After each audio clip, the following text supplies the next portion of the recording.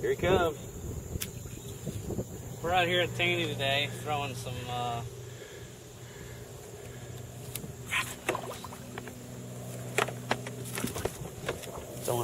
crackleback. Oh, Classified. Nice trout. Man, I mean, you know, the thing about it is fish these two ways, you know, on the bottom. So, it's Friday. It's a beautiful day out here at Taney. Water's clearing up. Yeah, it is. It's looking good. Man, that's right in the mouth there. Right there, boy. Right in the mouth. And they're really just taking that thing in. That's right on the corner. Out here throwing dries, man, at Taney. No, Low water current seems to be back to normal now. It's not in that little 701.2.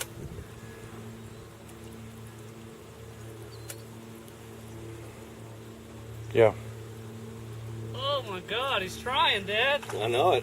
What a ride.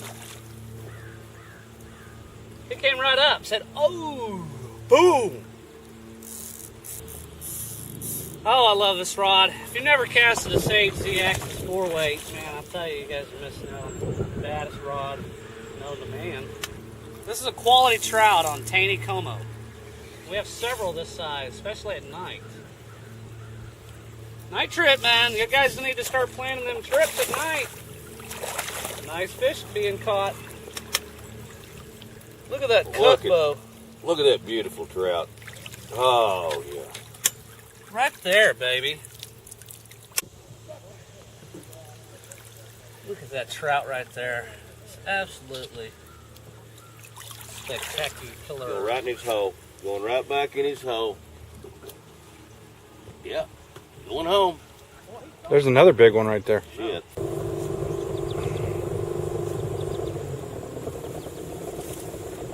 Water's cleared up. Cleared up. Low. And low. We're entering a lookout hole right here. This is why they call it lookout. There's people looking out. That kind of overlooks all of this side of Branson. But anyways, water's really clearing up now. It seems to be back at low level, 701.34. It looks like to me, I need to go check online, but better flow today than what we've had the last, I'd say, month. So on that note, good stuff going there. We got Project Inland Waters coming up live this weekend, so we'll be having fun with those guys, and we'll give you guys an updated report on all that stuff. Darren will be helping out, so we should have some filmage, you know, of the whole event for you guys to check out. And we're going to go downstream right now and just see, you know, what kind of changed, you know, on this whole river right here. Passing point route right now. This is the start of the houses. And this is all changed down here. This used to just be real flat and open. And there wasn't much going on down here. Now there's some structure. There's things to do.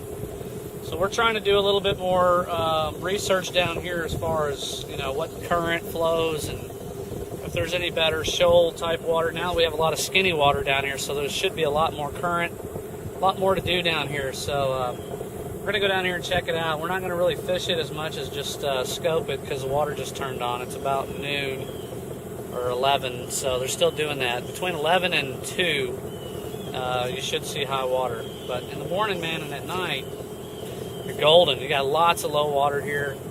I'd say it'll be probably October before the whites dumped all their water, before you start seeing lower waters. But that's good. I mean, there's really, you know, the hopper bite's kicking down there right now, and it seems to be doing pretty good. But I'm going to stick with this low water and try to push, night trips.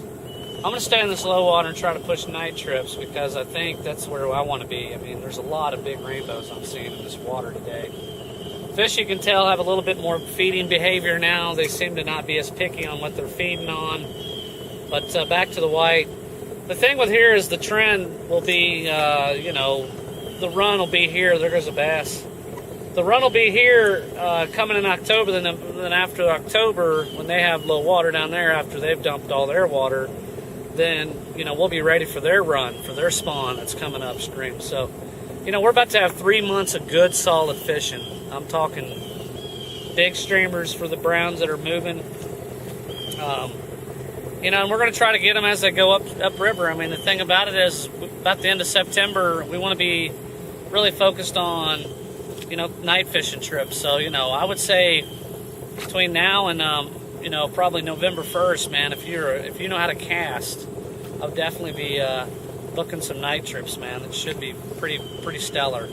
And I really want to do more night trips this year instead of day trips. I want to stay away from the crowds and just get out here in my drift boat, get away from the crowd even at night, because there's about 50 people now at night fishing. So that's a lot of people for a 1 mile stretch of water that you have to share with 50 other people. So I mean, it's pressured at night now.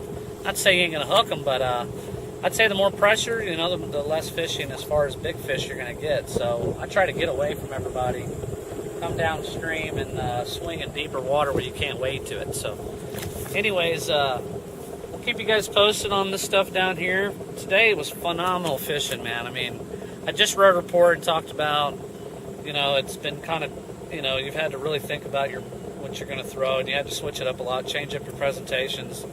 Now, you know, they're really just looks like they're on the prowl, man. They're feeding good, so things should start looking up, man. And that's that, man. We'll keep you guys posted, and we have a big weekend this weekend. I'm excited about Project Healing Waters. I just want to give Don Adams a shout out. He passed away recently, so, you know, my heart goes out to him and his family, man. He was a great guy for the river, and he had a lot of good, encouraging words to say. So, God bless you, Don.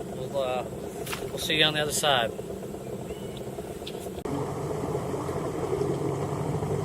So we just went down, and I mean, this is one of those stories that you won't believe. We went down just to see, you know, what's changed down here, and really nothing's changed except we got a lot more wade water down here, closer to Fall Creek. But what we just had the opportunity of doing is we saw a freaking rainbow, probably pushing between 15 and 20 pounds. I'm not even kidding, guys. Biggest rainbow I've seen in either river, the White or here. And we threw a freaking fly in front of it, and this fish came this close to freaking eating it. I mean, it's almost like we had it on. I mean, that's the feeling we have right now. That's kind of why we were talking about it, because, I mean, that's the closest I've ever came to just sight fishing for a 15 to 20 pound rainbow on Taneycomo, and the fly was falling, and the fish came over there and looked at it, dude, and almost ate the freaking fly. Phenomenal. Just amazing. I mean, we also saw 2 big browns. One was probably 15 pounds, one was 10. But in this kind of water, it's just stag water. I mean, there's no flow. So to get those fish hanging where they are, the only reason why we had that rainbow hit us is because we just got on the rise. And so we had a little current pushing us, and that freaking fish came out and started feeding right by this big log, dude. Came out about 5 feet from it and started feeding, man. We saw him, we made contact, we went wide, came back up, Darren threw a fly in, and the fish almost ate it. All right, man, we're gonna go.